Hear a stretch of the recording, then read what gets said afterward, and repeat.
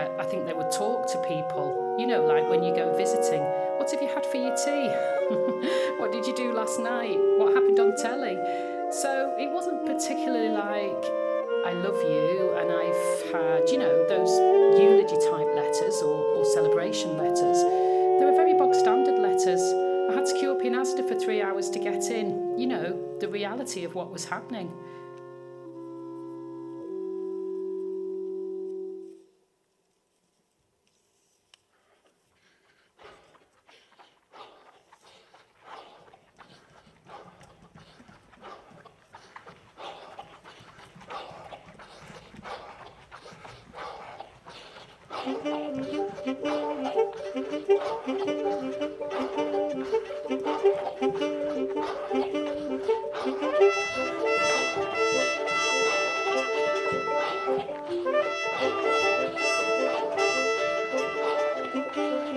I run.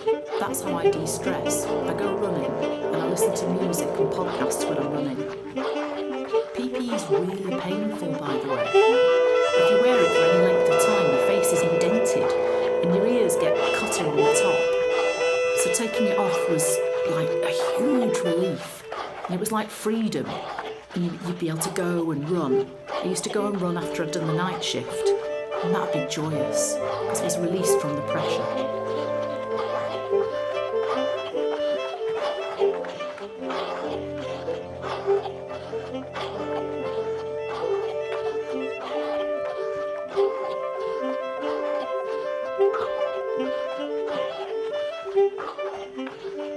When I had some free time, or the kids were with my husband, I'd go for a walk on my own, and I'd often like put my earbuds in and turn something on, and I never knew what I fancied. I'd just put some random stuff on, and I'd flick through it until I'd hear something that was like, right, this is the one, and I'd just go fast walking, just switch off, and I had no idea where I walked. Some days I would just walk. It's very confining. It was quite claustrophobic, that whole place, because you had more patients crammed into a space than you were used to. And you were crammed into a space you weren't used to. So you were crammed into a mask, you were crammed into visors and things. So there were multiple barriers between you and the patient, which you weren't used to. So releasing that was enormously therapeutic as a health professional, just taking it all off.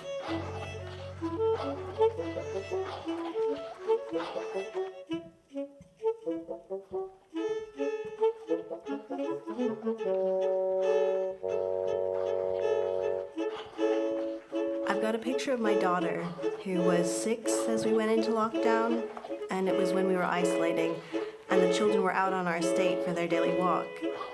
And she's just sat at the bay window, looking out at her friends, and it's just the back of her, the picture, and it's just... I was fortunate enough, I didn't lose anyone during the very beginning of COVID. So in that sense, that's a blessing. But I think in some way people will carry the scars for a long time.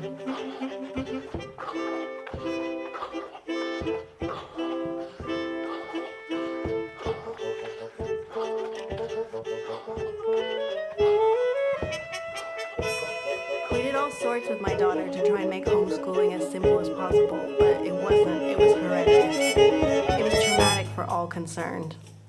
One of the ways we did that was to say, well, okay, let's do some work, and then we'll watch a film, or we'll do something a bit different. And it was Frozen 2, Into the Unknown, as a song was so apt. And even to this day, that song comes on, and I'm 3 years back, trying to get through homeschooling while managing a full-time job.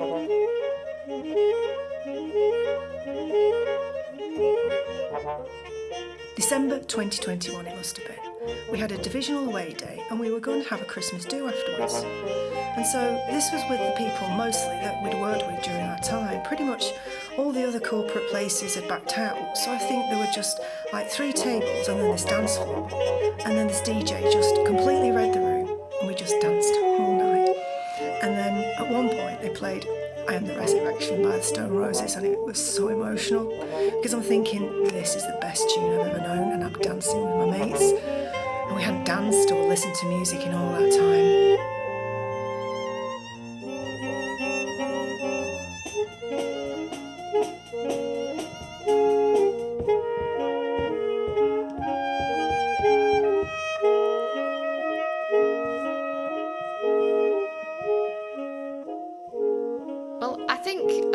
sometimes use music as a space where it was okay to be upset.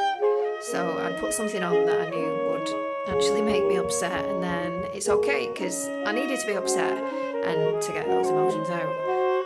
So then I needed some way to do that safely, so to speak. Not in front of colleagues or in front of my husband or in front of the kids. So driving home sometimes, or when I was out on a walk, I'd put something on that I knew would make me upset, but I knew I needed a way to get those emotions out, and then I was all right to go back into work and look after the kids and cook tea and, you know, all that kind of stuff. It was pretty relentless. So if I'd got home from a long day, even if I was in the next day, I'd be like, right, I need to figure out what we're doing tomorrow for home school. And I get all the books out and print out all the worksheets, so that removes a bit of the mental load in the morning. I'd almost say that I prefer to be at work. In fact, I did prefer to be at work, because I sort of knew what I was doing at work, and homeschool was so horrendous.